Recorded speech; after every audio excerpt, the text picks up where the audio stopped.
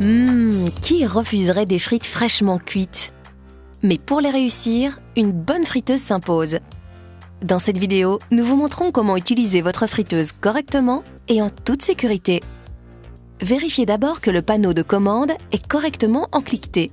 Votre friteuse ne fonctionnera pas en cas de mauvais contact. Poussez suffisamment le panneau vers le bas jusqu'à entendre clic. Sans huile de friture, la résistance de votre friteuse peut brûler. Elle deviendra alors bleue.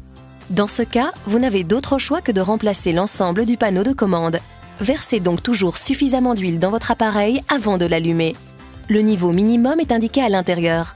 Faites également attention au niveau maximum. Utilisez toujours l'huile adéquate, en l'occurrence une huile qui peut être utilisée pour frire, telle que l'huile de tournesol. Mieux vaut éviter l'huile d'olive. Ne laissez pas votre huile se salir trop. Remplacez-la après 10 utilisations environ, ou plus vite, si elle s'assombrit, commence à sentir ou à fumer. C'est le cas lorsque vous préparez souvent des snacks par exemple. Vous utilisez de la graisse solide?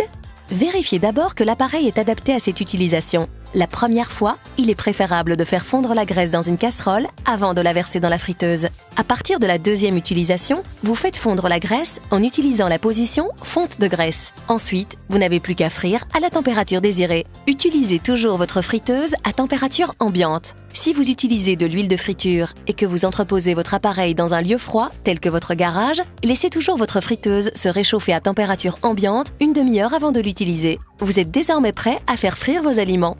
Retirez d'abord un maximum de givre des produits congelés et ne remplissez pas votre panier au-dessus de la friteuse.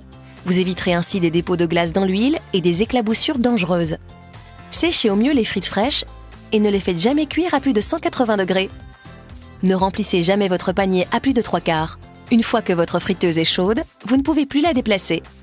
Pour éviter que la friteuse surchauffe, l'appareil peut s'éteindre de lui-même grâce à une sécurité intégrée.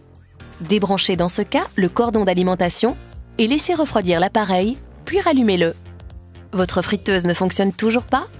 Vérifiez à l'arrière du panneau de commande si elle est munie d'un bouton de réinitialisation.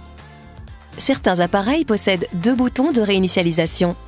Vous devez d'abord les enfoncer pour pouvoir réutiliser la machine. Il convient parfois aussi d'appuyer d'abord sur ce bouton après avoir nettoyé votre friteuse. Vous avez réalisé ces étapes, mais votre friteuse ne répond quand même plus? Rendez-vous dans votre magasin Vandenborg pour que nos techniciens puissent vous aider. Cette vidéo vous a aidé? Likez-la ou laissez un commentaire. Bon appétit!